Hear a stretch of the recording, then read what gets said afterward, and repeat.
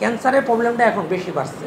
70% রোগ বললাম আপনার এই পশু পাখির মাধ্যমে বা খাবারের মাধ্যমে আপনার শরীরের ভিতরে ঢুকে, প্রাণীর মাধ্যমে, যেগুলা খাবারের মাধ্যমে আমাদের শরীরে ঢুকতেছে।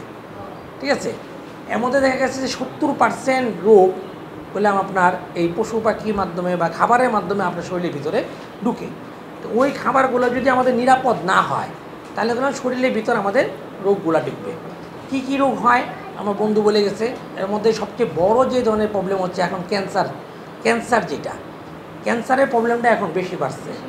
এবং এই ক্যান্সারটা পুরুষেও দেখা দিচ্ছে, মহিলাতেও দেখা দিচ্ছে, বিভিন্ন জায়গায় এটা ক্যান্সারটা দেখা যাচ্ছে। এই ক্যান্সারটা ম্যাক্সিমাম ক্ষেত্রে আসে হলো আমরা যেই শাকসবজি খাই, যে মাছ মাংস খাই, এগুলোর মাধ্যমে আসতেছে। কেন আসতেছে?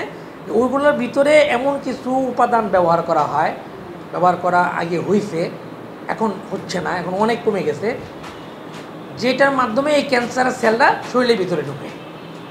যেমন ধরেন আপনারা হয়তো দেখছেন অনেক দিন আগে, 5-7 বছর 10 বছর আগে আপনি গরু মোটা তাজা করার জন্য কিছু ট্যাবলেট পাওয়া যেত, সেটা বলতো পামবড়ি বলতো না, যে পামবড়ি যেত, পামবড়ি খাওয়ায়া দেখা গেছে যে গরু মোটা করছে। কিন্তু গরুটা দেখতে মোটা হয়েছে, কিন্তু পানি করলাম থলথলা, তাই না?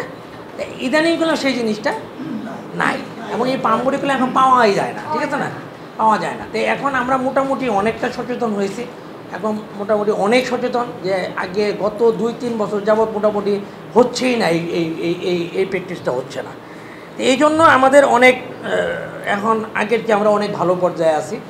আমাদের অনেক ওষুধ দোকানদার এটা গোপনে বিক্রি করার জন্য চেষ্টা করে, কিন্তু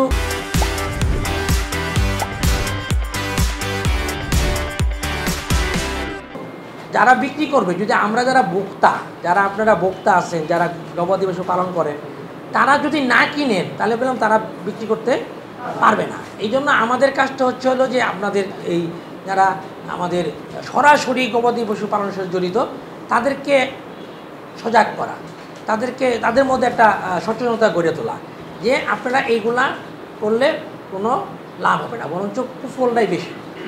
দেখবেন যে হুট করে করলে একদিন হঠাৎ করে মরে যাবে। কারণ কী হবে? কারণ তার ভিতরে কিডনি, ভিতরে লিভার, হার্ট, এগুলো তার নষ্ট হয়ে যাবে। যখন হয়ে যাবে তখন দেখবেন যে একটা ভালো গরু তুলে রাখছেন গোয়ালের ভিতরে, কুরবানির আগে বিক্রি করবেন, এই মুহূর্তে গরুটা মারা গেছে। ঠিক আছে, তাহলে কী হলো? ধরে আপনি যে এই যে 3 লাখ 4 লাখ 5 লাখ টাকা দিয়ে একটা গরু এত বছর ধরে পাইলা, 2-3 বছর ধরে পাইলা তৈরি করছেন, তা আপনি বললেন একদিনে এটা শেষ। কী হচ্ছে? সেটা আপনার একটু ভুলের কারণে, একটু বেশি লাভ করার একটা প্রবণতার কারণে করলে আপনার এটা হয়েছে, এবং যেটা মোটেও সায়েন্টিফিক না, বৈজ্ঞানিক সম্মত না। আর আমরা যখন খাওয়াই না ঘাস, খের, খোলের ভুসি, গমের ভুসি, এইগুলা খাওয়াই আমি। আজকে এই বক্তব্যের আমরা শিখতে পারলাম যে আসলে স্টেরয়েড ব্যবহার করলে কী ক্ষতি হয়, আর আমাদের লাভ হয় না লস হয়। তাই আমরা স্টেরয়েড ব্যবহার করবো না, আমরা লাভবান হব এবং ভালো মাংস সবাইকে উপহার দেবো। আমি স্টেরয়েড এবং হরমোন ব্যবহার করি নাই কখনো। দানাদার খাদ্য খাওয়াইছি, সবুজ ঘাস খাওয়াইছি, খড় খাওয়াইছি। আমার প্রাণী সুস্থ আছে। পুষ্টিকর খাদ্য, নিরাপদ খাদ্য প্রাণীদের প্রয়োগ করেন, আপনার প্রাণী সুস্থ থাকবে এবং আপনি লাভবান হবেন।